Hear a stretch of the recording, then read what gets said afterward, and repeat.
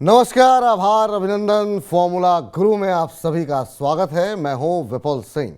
Formula गुरु में हर हफ्ते हम एक नई थीम के साथ आते हैं जिससे आपका पोर्टफोलियो न सिर्फ सुरक्षित रहे बल्कि उसमें लगातार बढ़ोतरी देखने को मिले, लगातार उन्नति देखने को मिले। और इसी क्रम में आज हम बात करेंगे एक ऐसे शेयर की जिसने 2023 में 29% का रिटर्न दिया और एक साल में 55% से ज़्यादा का रिटर्न दिया है। जी हाँ, हम बात कर रहे हैं आईटीसी की। इतनी रैली के बाद क्या आईटीसी में अब भी कर सकते हैं निवेश? अभी और कितनी तेजी बाकी है? कंपनी अपनी होटल और सिगरेट कारोबार का डिमर्जर क्यों नहीं कर रही है? पेपर और एग्री कारोबार का प्रदर्शन सुस्त क्यों दिखाई दे रहा है? आईटीसी पर आज हम करेंगे 360 डिग्री चर्चा बड़े विस्तार में। लेकिन आज की चर्चा शुरू करें उससे पहले उन 10 महत्वपूर्ण सवालों पर नजर डाल लेते हैं जिनके जवाबों के माध्यम से आज हम आईटीसी के शेयर पर पूरी तरीके से मंथन करेंगे। तो एक एक करके आपके स्क्रीन पर वो सवाल आएंगे और उसके बाद आज के हमारे जो गुरु होंगे वो इन प्रश्नों के उत्तर देंगे। तो सबसे पहला और सबसे महत्वपूर्ण सवाल यही कि आईटीसी के जो नतीजे देखने को मिले हैं उससे उसके भविष्य को लेकर के क्या संकेत मिल रहे हैं, क्योंकि नतीजों को लेकर के बहुत सारी चीज़ें पॉजिटिव है, कुछ एक चीज़ों को लेकर के कंसर्न है। वो कंसर्न कितने बड़े हो सकते हैं समझेंगे आज हमारे फॉर्मूला गुरु से। दूसरा महत्वपूर्ण सवाल कि सिगरेट कारोबार का भविष्य कैसा देखने को मिल रहा है, क्योंकि इसको लेकर के लगातार कामकाज को लेकर के लगातार जो है कई सारे सवाल उठते रहे हैं। कंपनी की तरफ से भी कोशिश जो है, जो हिस्सेदारी है सिगरेट कारोबार की, वो धीरे धीरे कम होती हुई दिखाई दे रही है। आखिर में कंपनी इसे डिमर्ज क्यों नहीं कर रही है ताकि इसकी एक अलग वैल्यूएशन निकल करके आए, खासतौर से गॉडफ्रे फिलिप या फिर बाकी जो सिगरेट कंपनियां हैं उसके माध्यम से इसकी तुलना करने पर भी आसानी होगी। तीसरा महत्वपूर्ण सवाल, होटल बिजनेस का भी डिमर्जर नहीं हो रहा है। आखिर में इस सेगमेंट से क्या कुछ उम्मीदें हैं और अगर ये वैल्यू अनलॉक होती है तो फिर किस तरह की जो है फ़ायदा जो है वो रिटेल इन्वेस्टर को मिलेगा। चौथा महत्वपूर्ण सवाल जो है वो काफ़ी महत्वपूर्ण है, क्योंकि मॉनसून को लेकर काफ़ी सारी आशंकाएं बनी हुई है। तो क्या अगर मॉनसून जो है ख़राब होता है तो कंपनी के एफएमसीजी कारोबार प्रभावित होंगे? क्या उनमें नकारात्मक असर देखने को मिलेगा? इसका शेयर पर क्या असर देखने को मिलेगा? ये तमाम बातें समझेंगे हमारे फॉर्मूला गुरु से। कंपनी के एग्री कारोबार के अंदर हमने देखा है कि डी ग्रोथ देखने को मिली है, वहाँ पर उस तरह की बढ़त नहीं देखने को मिली है। आगे किस तरीके की उम्मीद करें? क्या इसी तरह की डी ग्रोथ देखने को मिलेगी या फिर आगे आने वाले समय में इस क्षेत्र का भविष्य उज्ज्वल है? और क्या कुछ फैक्टर्स हैं यहाँ पर, क्या कुछ बड़े ट्रिगर हैं, ये हम जानेंगे अपने फॉर्मूला गुरु से। छठा महत्वपूर्ण सवाल ये कि चौथी तिमाही में कंपनी के जो पेपर कारोबार है उसमें भी हमने देखा कि बहुत ज़्यादा तेज़ी देखने को नहीं मिली है, महज 1.25% के आसपास की बढ़त देखने को मिली है। अब यहाँ पर आगे चल करके क्या कुछ उम्मीदें हैं? क्या जिस तरीके से रॉ मटेरियल की कॉस्ट कम हो रही है उसका फ़ायदा मिलेगा? तो इसका फ़ायदा ओवरऑल ग्रुप पे क्या कुछ होगा, ये समझेंगे हम। सातवां महत्वपूर्ण सवाल जिसका पर कि हम चर्चा करेंगे, जिस तरीके से अगर फॉर्मूला गुरु के नियमित दर्शक हैं तो हमने इसी तरह की कवरेज रिलायंस इंडस्ट्रीज़ के शेयर पर भी की थी। तो वहाँ पर भी ये सवाल था कि अब रिलायंस इंडस्ट्रीज़ हो या फिर आईटीसी, जिनके जो बड़ी दिग्गज कंपनियां हैं, जिनके बहुत सारे बिजनेसेस हैं, आखिर वो कंपनियां वैल्यू अनलॉकिंग क्यों नहीं करती हैं, डिमर्जर क्यों नहीं करती हैं, ताकि जो रिटेल इन्वेस्टर हैं वो भी यहाँ पर जो है जो निवेशित हैं उनके लिए भी अच्छे संभावनाएं भविष्य के लिए बन सकें, उनके लिए भी जो है अच्छे रिटर्न आते हुए दिखाई दें। इसके पीछे क्या कारण है ये हम समझेंगे हमारे एक्सपर्ट से। आठवां महत्वपूर्ण सवाल कि आखिर में जो तमाम कारोबार में कंपनी है, चाहे वो सिगरेट हो या फिर होटल हो, एफएमसीजी हो, एग्री हो, पेपर हो, इनमें से कौन सा कारोबार है जो कि भविष्य में आने वाले समय में कंपनी की ग्रोथ को डिराइव करेगा, कंपनी की ग्रोथ को निर्धारित करेगा और उस आधार पर कंपनी के शेयर में किस तरह का मूवमेंट देखने को मिलेगा। तो ये भी समझने की कोशिश करेंगे। नौवां महत्वपूर्ण सवाल ये होगा कि आखिर में कंपनी एक अच्छी खासी डिविडेंड दे रही है। इस बार भी हमने देखा कि स्पेशल डिविडेंड भी दिया गया कंपनी की तरफ से। तो आखिर में आईटीसी को अगर अपने पोर्टफोलियो में रखना है तो कंपनी के डिविडेंड को ही ध्यान में रखें या फिर शेयर प्राइस की ग्रोथ को ध्यान में रखें, क्योंकि बहुत लंबे समय तक इसमें बहुत सारे मीम बने और बहुत सुस्त चाल रही है आईटीसी की। लेकिन पिछले 1.5 साल 2 साल के अंदर जिस तरीके का मूव खासतौर से साल 1.5 साल के अंदर दिया है वो काफ़ी जो है आउट परफॉर्मेंस देखने को मिली है। तो क्यों रखें आईटीसी को अपने पोर्टफोलियो में, या रखना चाहिए कि नहीं, इतनी रैली आने के बाद ये भी समझेंगे। और आखिरी और महत्वपूर्ण सवाल ये कि स्टॉक ने 2023 में 27%, एक साल में 54% रिटर्न दिया है। अगले एक साल के लिए क्या इसी तरह की ग्रोथ देखने को मिलेगी या फिर यहाँ पर लक्ष्य जो है कम हो सकते हैं? किस तरह के टारगेट निकल के आ रहे हैं ये सबसे आखिर में समझेंगे। आईटीसी को लेकर के 360 डिग्री चर्चा अब शुरू करते हैं। चलिए तो अब आपको रूबरू कराते हैं हमारे आज के फॉर्मूला गुरु, मंत्री फिनमार्ट के फाउंडर अरुण मंत्री जी से। अरुण जी, बहुत बहुत आभार, अभिनंदन, स्वागत सर आपका आज के इस खास शो में शामिल होने के लिए। और आज की चर्चा को हम शुरू करें और एक एक करके तमाम सवालों के उत्तर आपसे लें, उससे पहले एक राय आपसे जानना चाहेंगे शेयर बाज़ार को लेकर के कि अगले एक महीने की दिशा अगर हम देखें तो क्या उम्मीद कर रहे हैं आप? क्या ये उम्मीदें आपकी हैं कि अगले एक महीने में बाज़ार नई ऊंचाइयां छू सकता है? जिस तरीके से हम देख रहे हैं कि एक बार फिर से हम निफ्टी को 18,400 के ऊपर कामकाज करते देख रहे हैं। नमस्कार विपुल जी। देखिए, वैसे तो अगर आप ओवरऑल फिगर्स देखते हैं तो ऑलमोस्ट ऑल टाइम हाई के आसपास ही है। हम 200-300 पॉइंट ऑलमोस्ट निफ्टी दूर है और बैंक निफ्टी 10 पैसे के आसपास से ऑल टाइम हाई छू के आ गया था। तो वैसे मुझे लग रहा है इस एक्सपायरी के बाद आपको ऑल टाइम हाई के लेवल्स देखने को मिल जाएंगे, क्योंकि F&O एक्सपायरी और मंथली एक्सपायरी पोजीशंस काफी हैवी होती है, तो इसीलिए काफी कंसोलिडेशन आपको मार्केट में नजर आ रहा है। पर मुझे लग रहा है जैसे ही एक्सपायरी खत्म होगी आपको ऑल टाइम हाई के लेवल्स देखने को मिलेंगे।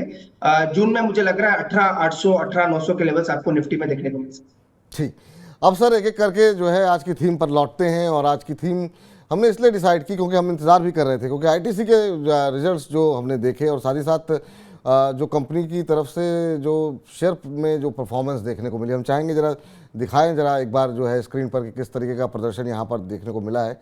एक महीने के अंदर अगर आईटीसी की बात करें तो यहाँ पर करीब 5% के आसपास का रिटर्न लोगों को देखने को मिला है।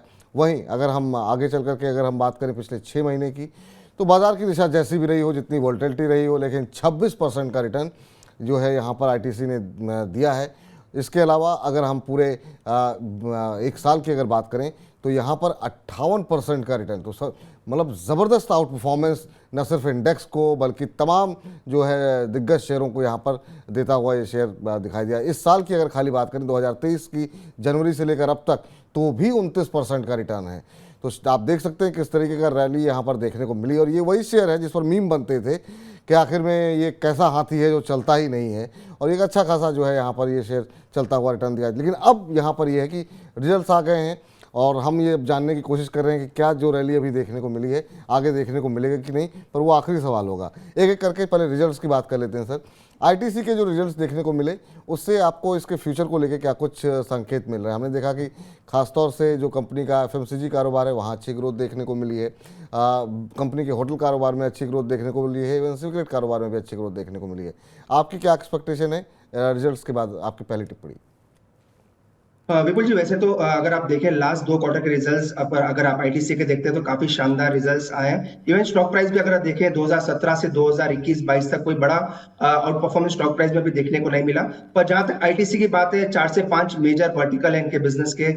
पेपर बिजनेस हो गया, होटल बिजनेस हो गया, सिगरेट का एक बड़ा 55 से 60% का जो रेवेन्यू सिगरेट बिजनेस से आता है, एग्रो बिजनेस है, और ये 4 से 5 मेजर वर्टिकल में ये कारोबार करता है। पर जो सबकी नजरें होती है वो सिगरेट वॉल्यूम्स के ऊपर होती है और एफएमसीजी कारोबार कैसा कर रहा है उसके ऊपर भी सबकी नजरें होती है। लास्ट क्वार्टर में अगर आप देखें 20% का आसपास का इनका रेवेन्यू ग्रोथ आया था सिगरेट बिजनेस से, जो कि शानदार आप मान के चल सकते हैं। सेकंड, लास्ट 2 क्वार्टर से आपको ये भी नजर आ रहा है कि होटल बिजनेस और जो पेपर बिजनेस है वो भी काफी अच्छा कर रहा है। तो ओवरऑल सभी सेगमेंट्स अच्छे कर रहे हैं। एक सेगमेंट एग्री सेगमेंट में थोड़ी बहुत दिक्कतें अभी भी नजर आ रही है, पर पूरे अगर 5 सेगमेंट को साथ में देखें तो बिजनेस काफी अच्छा कर रहा है लास्ट से 2 से 3 क्वार्टर में, और वही चीज आपको स्टॉक प्राइस में भी नजर आ रही है। तो मुझे लग रहा है आने वाले क्वार्टर्स भी काफी अच्छे रहेंगे और हो सकता है आपको और भी री रेटिंग स्टॉक में होती हुई नजर आए, और भी री रेटिंग होती हुई दिखाई दे सकती है। अब कितनी री रेटिंग होगी और वो सिगरेट वो जो है शेयर प्राइस में किस तरीके से रिफ्लेक्ट होगी, ये हम आगे चल के आपसे पूछेंगे। लेकिन अब एक एक कारोबार को जरा खोलने की कोशिश करते हैं। सिगरेट कारोबार का भविष्य कैसा है? एक तो ये है कि इस पर टैक्सेशन काफ़ी ज़्यादा है। हालांकि अच्छी बात यह है कि पिछले 1-2 बजट 2-3 बजट से हम देख रहे हैं कि यहाँ पर चूँकि ऑलरेडी काफ़ी ज़्यादा टैक्स हो चुका है तो उसमें ज़्यादा बढ़ोतरी नहीं की गई है। दूसरा एक महत्वपूर्ण सवाल आपसे ये जानना चाहेंगे, ओवरऑल इस सेगमेंट को लेकर के क्या अभी भी आपको भविष्य में ग्रोथ दिखाई दे रही है? और कंपनी जो है इस कारोबार को अलग क्यों नहीं कर रही है? हालांकि बार बार ये खबरें आती हैं कि ये अपनी हिस्सेदारी कम कर रही हैं, सिगरेट कारोबार पर निर्भरता कम हो रही है, लेकिन फिर भी एक बड़ा हिस्सा, सबसे बड़ा हिस्सा वो सिगरेट से ही आता है। तो इसके पीछे क्या वजह मानते हैं और सिगरेट कारोबार का भविष्य भारत में कैसा है? देखिए बिल्कुल, जो सिगरेट कारोबार काफी अच्छा कर रहा है। अगर ओवरऑल देखें, जब भी कोई टैक्स हाइक होता है गवर्नमेंट के बजट के आसपास, कंटिन्यूसली अपने कस्टमर्स को इसका प्राइस का जो है वो पास ऑन कर देते हैं, तो कोई बड़ा इफेक्ट बिजनेस पे नहीं आता। और मेजरली जो टैक्स हाइक का जो ओवरऑल रेजिम है वो ऑलमोस्ट अपने टॉप के आसपास है, और इनका जो मेजर फोकस है सिगरेट के अलावा दूसरे बिजनेसेस पे भी काफी रहा है। तो फिलहाल तो इनकी डीमर्जर की, अगर आप सिगरेट बिजनेस को देखें तो फिलहाल सिगरेट बिजनेस को डीमर्जर करने का इनका फिलहाल कोई इरादा नहीं है। इन्होंने दूसरे 2 बिजनेसेस है वहां पे डीमर्जर डीमर्जर की जरूर इच्छा जताई थी, हो सकता है वो बिजनेसेस आने वाले दिनों में आपको डीमर्ज भी होते हुए नजर आए। ओवरऑल सिगरेट के सेल्स अच्छे लग रहे हैं, ओवरऑल लास्ट 2 क्वार्टर में ग्रोथ भी अच्छी आई है। मुझे लग रहा है आने वाले दिनों में भी अगर गवर्नमेंट टैक्स भी हाइक करती है, रेट भी हाइक करती है या कोई सेस भी लगाती है तो ज्यादा कोई बड़ा बड़ा फर्क होना नहीं है। जो भी ये रेट हाइक होता है अपने कस्टमर्स को पास ऑन कर देते हैं। तो सिगरेट बिजनेस मुझे लग रहा है नेक्स्ट 3 से 4 क्वार्टर काफी अच्छा कर सकते हैं।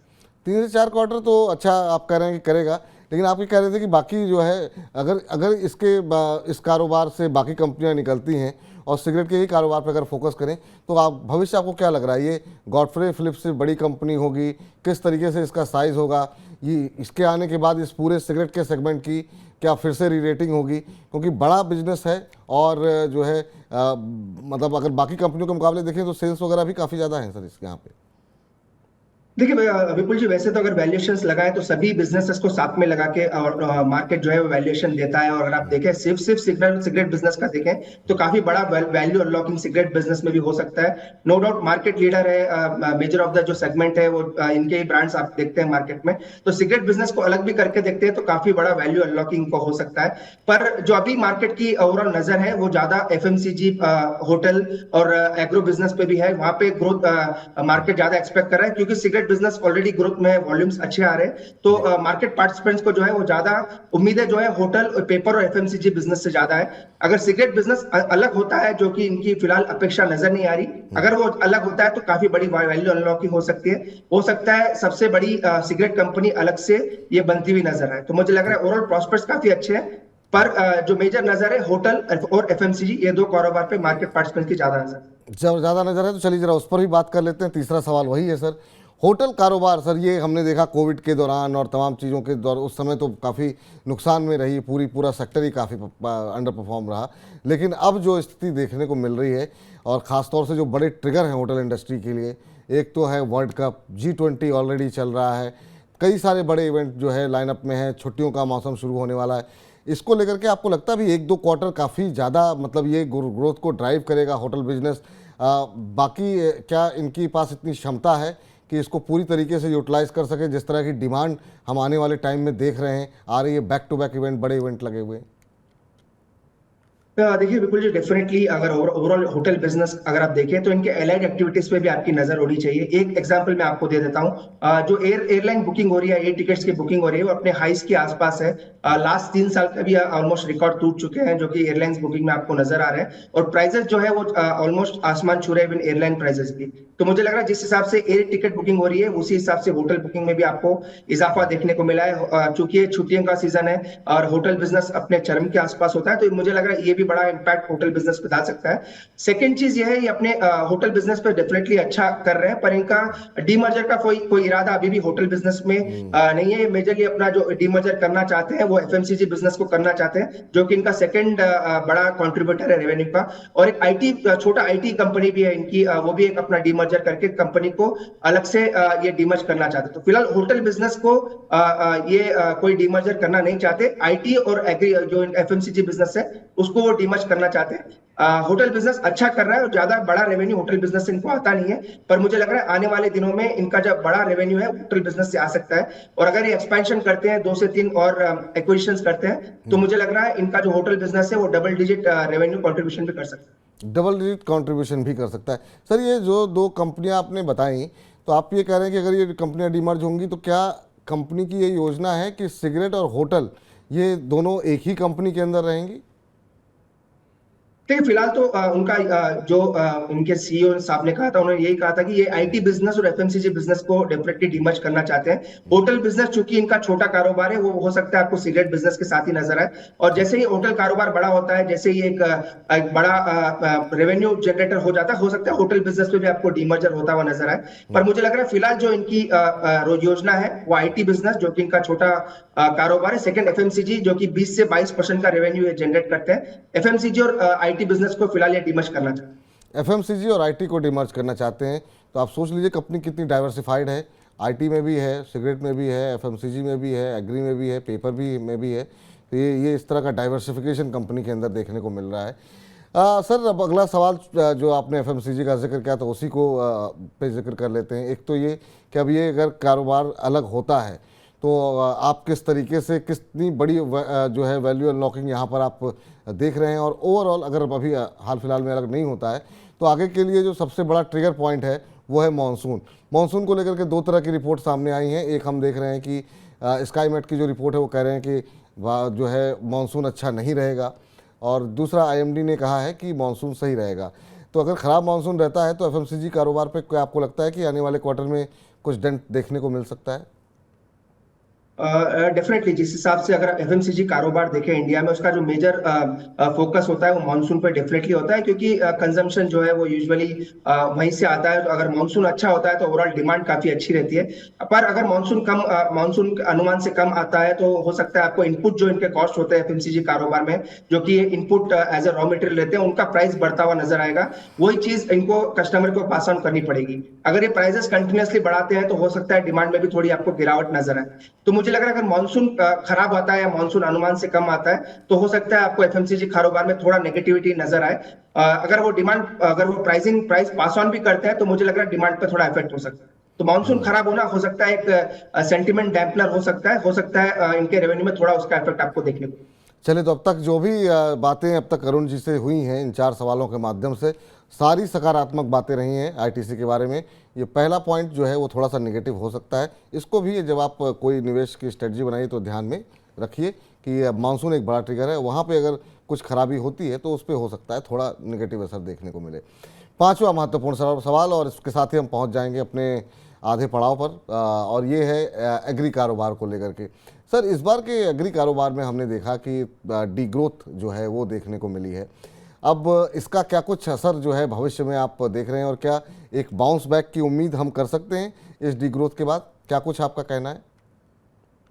विपुल जी, वन टाइम इवेंट हो सकता है, 1 या 2 क्वार्टर मुझे लग रहा है ये आपको डीग्रोथ देखने को मिलेगी। इसका जो मेजर कारण है वो गवर्नमेंट ने जो राइस और व्हीट के ऊपर जो रेस्ट्रिक्शंस लगा के रखे हैं, चूंकि प्रोडक्शन कम हुआ है, ज्यादा एक्सपोर्ट पे वो अभी ध्यान नहीं दे रहे, इसलिए कुछ रेस्ट्रिक्शंस राइस और व्हीट एक्सपोर्ट पे लगे। इसी वजह से आपको एग्रीकल्चर जो इनका कारोबार है वहां पे थोड़ी डीग्रोथ देखने को मिल रही है। हो सकता है एक आधा क्वार्टर और आपको थोड़ी डीग्रोथ देखने को मिले, पर जैसे ये रेस्ट्रिक्शन उठते हैं मुझे लग रहा है एग्रीकल्चर कारोबार भी काफी अच्छा करेगा, और वहां से भी इनको अच्छे रेवेन्यूज आने की कम आशंका है, क्योंकि अगर एक्सपोर्ट्स बढ़ेंगे तो वहां से रेवेन्यू अच्छे आ सकते हैं। तो हो सकता है 1 क्वार्टर और आपको नरम देखने को मिले एग्रीकल्चर कारोबार का, पर जैसे ही अगले 2 क्वार्टर आएंगे मुझे लग रहा है इनके रेवेन्यूज वहां से भी स्टेबल हो जाएंगे।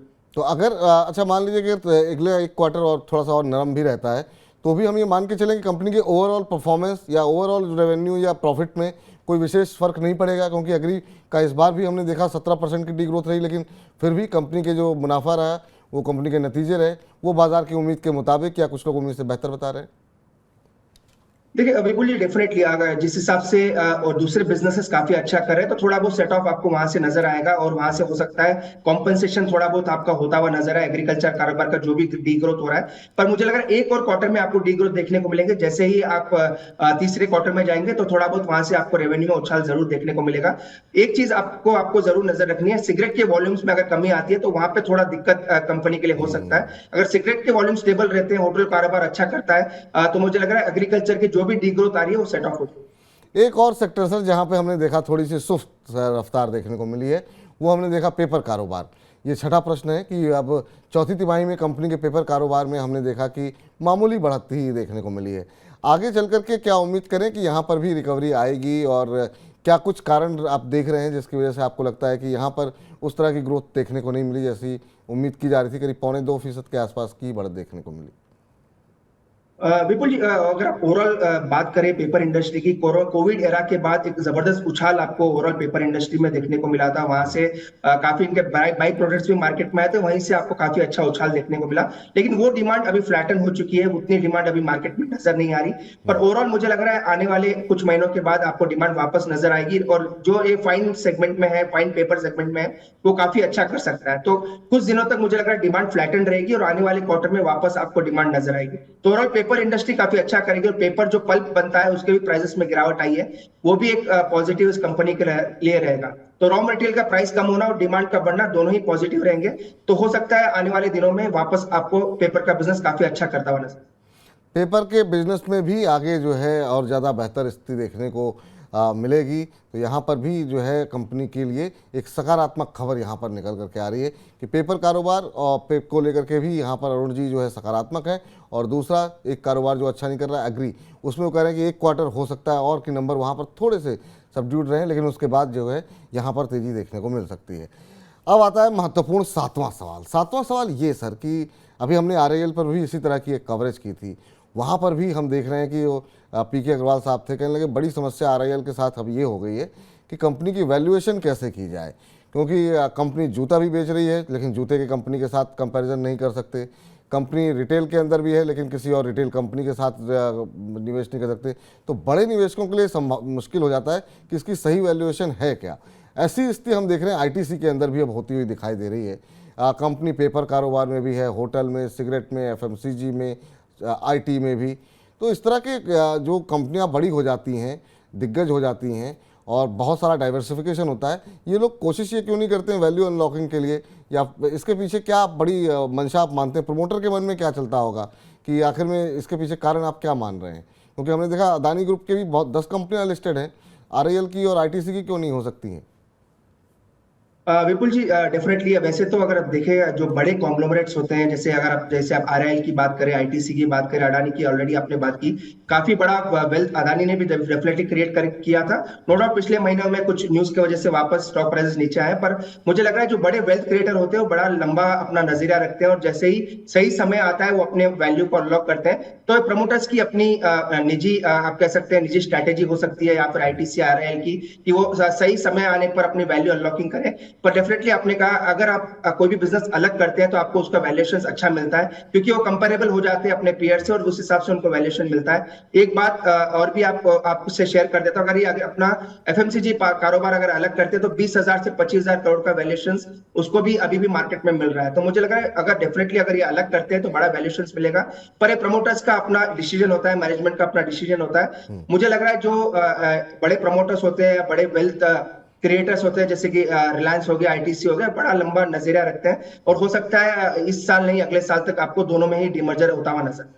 आप ये कह रहे हैं कि अगले साल जो है मतलब रिलायंस का तो चलिए उन्होंने कहा है कि एक कंपनी अलग करेंगे, लेकिन आईटीसी के भी अगले साल तक उम्मीद करें 2024 में एक दो कंपनी को डीमर्ज कर देगी?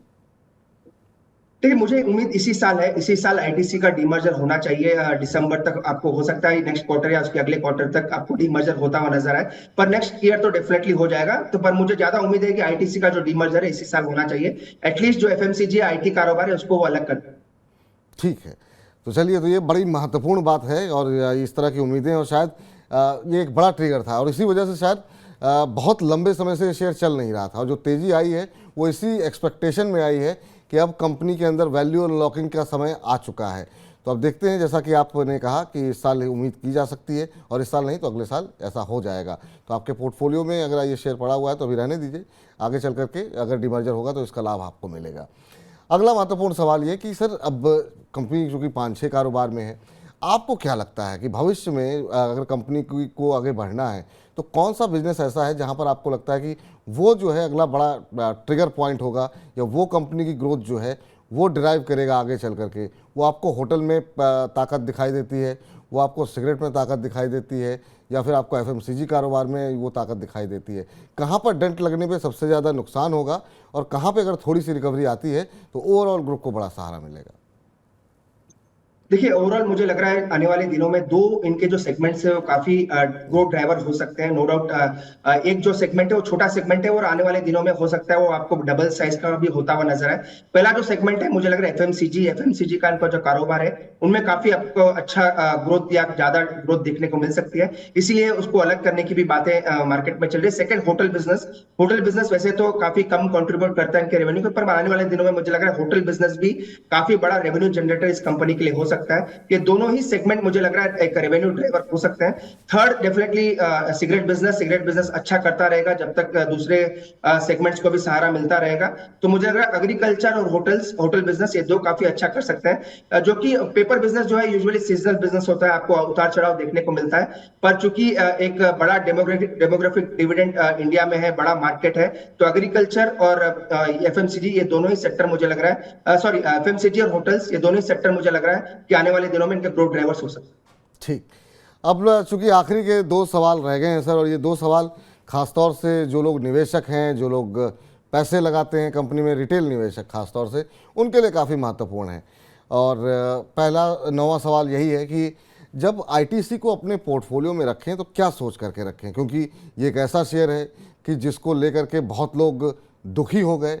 4 साल, 5 साल, 6 साल तक शेयर ने कोई खास मूवमेंट नहीं दिया, लेकिन एक बात अच्छी थी कि शेयर की तरफ से डिविडेंड जो है वो लगातार आता रहा।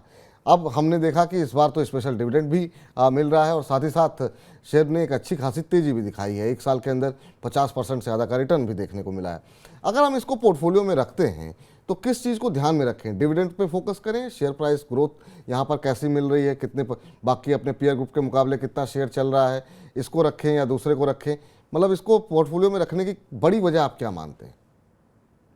देखिए, दोनों ही चीजें हैं, डिविडेंड प्लस ग्रोथ, दोनों ही रीजन में आप कह सकते हैं, दोनों ही स्थान में परफेक्टली फिट बैठती है। क्योंकि अगर आप रिलायंस की बात करें, एक जमाना था 800 850 के पास रिलायंस काफी सालों तक कंसोलिडेशन करा, फिर वहीं से स्टॉक में काफी बड़ी री रेटिंग हुई और ऑलमोस्ट 2 या 3 गुना स्टॉक वो हो गया था। यही सेम चीज मुझे लग रहा है आईटीसी के साथ भी हो सकती है। एक बार अगर वो डीमर्जर की न्यूज आ जाती है और कंपनी के सेगमेंट्स अच्छे करते हैं, तो मुझे लग रहा है ये भी एक बड़ा वेल्थ क्रिएटर हो सकता है, साथ में एक अच्छा डिविडेंड पेइंग स्टॉक भी है।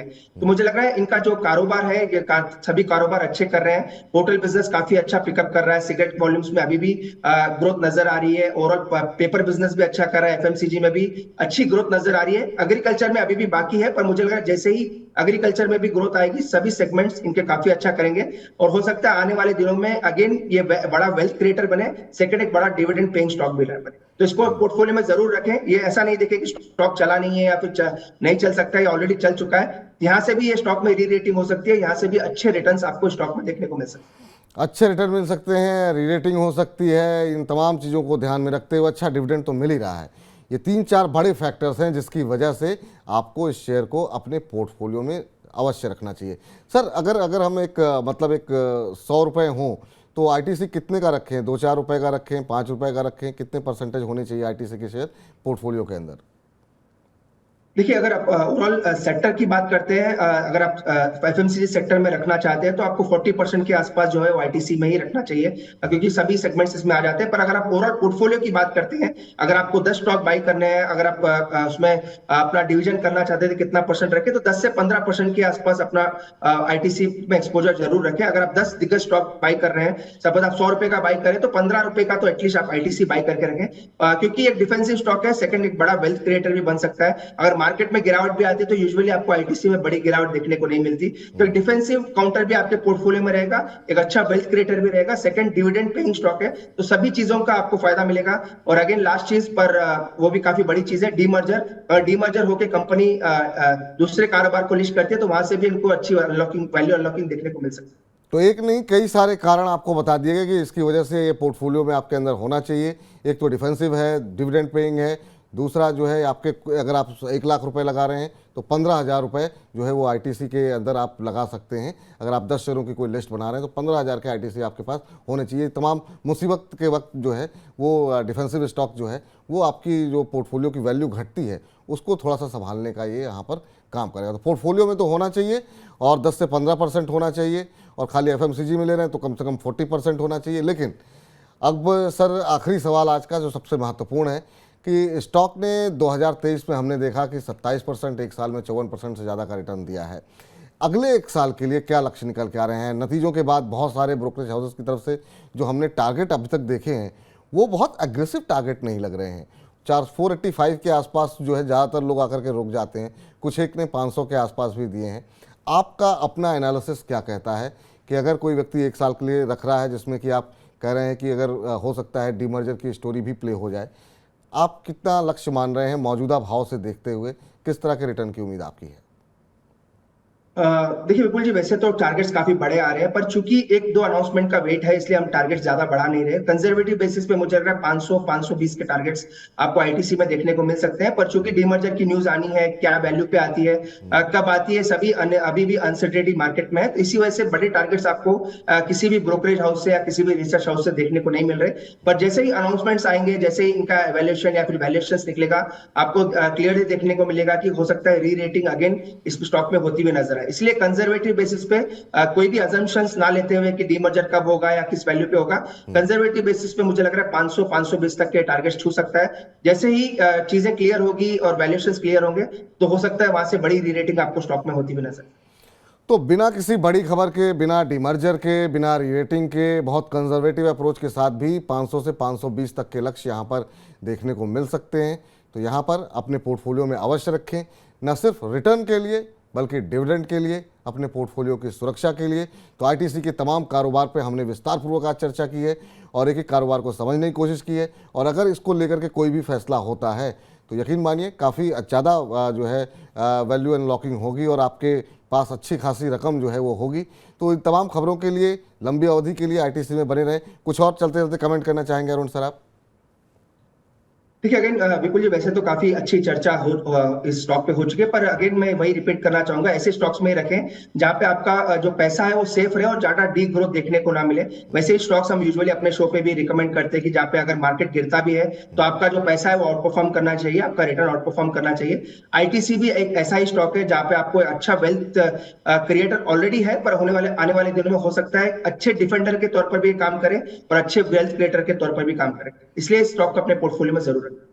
अरुण जी, बहुत बहुत शुक्रिया, धन्यवाद आपका आज की इस चर्चा में जुड़ने के लिए। हम उम्मीद है कि जो हमारे तमाम दर्शक होंगे वो आईटीसी के तमाम न सिर्फ कारोबार को समझे होंगे, उनके कारोबार में किस तरह की आने वाले समय में ग्रोथ हो सकती है, कहाँ पे अभी भी जो है थोड़ी सी दिक्कतें हैं, इन तमाम विषयों को उनको समझने में मदद मिली होगी। और साथ ही साथ अपने पोर्टफोलियो में ये होना चाहिए, नहीं होना चाहिए, क्यों होना चाहिए, इन तमाम चीज़ों के आपने उत्तर दिए। हमेशा अच्छा लगता है सर जब भी आप आते हैं, बहुत अच्छे से आप चीज़ों को समझाते हैं। बहुत बहुत शुक्रिया आज की चर्चा में शामिल होने के लिए। डिस्क्लोजर आपका आईटीसी को लेकर कोई? एक स्टैंडर्ड डिस्क्लोजर जरूर रहेगा, क्योंकि एक दिग्गज स्टॉक है, यूजुअली हम काफी नीचे के लेवल से भी रिकमेंड करते हैं, फ्रेंड्स के पास को जरूर रहेगा। मेरे पर्सनल पोर्टफोलियो में स्टॉक नहीं। बहुत बहुत शुक्रिया सर, बहुत बहुत धन्यवाद आज की इस चर्चा में जुड़ने के लिए, अपना महत्वपूर्ण समय देने के लिए और आज के हमारे फार्मूला गुरु बनने के लिए। तो फार्मूला गुरु की सलाह यही है कि आईटीसी को अपने पोर्टफोलियो में रखें। 500 से 520 तक के लक्ष्य मिल सकते हैं और सिर्फ इस लक्ष्य के लिए मत रखिए बल्कि डिविडेंड के लिए और अपने पोर्टफोलियो को मजबूती, सुरक्षा देने के लिए भी आईटीसी के शेयर में लंबी अवधि के लिए निवेशित रहिए। बहुत सारी कहानी अनफोल्ड होने बाकी है और आगे चल के भी हम इस पर चर्चा करते रहेंगे। और आईटीसी जैसे किसी भी शेयर पर अगर आपकी कोई सवाल है और आप भी शेयर बाजार को लेकर के दुविधा में हैं तो पूछिए हमसे। और रोज़ 1 से 2 के बीच में सोमवार से शुक्रवार आपके साथ जुड़ते हैं, बातचीत करते हैं। आप भी अपने सवाल पूछिए, अलग अलग मेहमान आपके प्रश्नों के उत्तर देंगे। तो लगातार हर रोज़ देखना मत भूलिए हेलो मनी 9। मेरा सवाल है 1 बजे दोपहर। फिलहाल फॉर्मूला गुरु में इतना ही, लेकिन आप मनी 9 के साथ बने रहिए क्योंकि आपकी जेब से जुड़ी हुई तमाम अच्छी अच्छी जानकारियाँ हम रोज़ हमारे तमाम साथी लेकर के आ रहे हैं। तो आप मनी 9 के साथ बने रहिए। मुझे इजाज़त दीजिए, नमस्कार।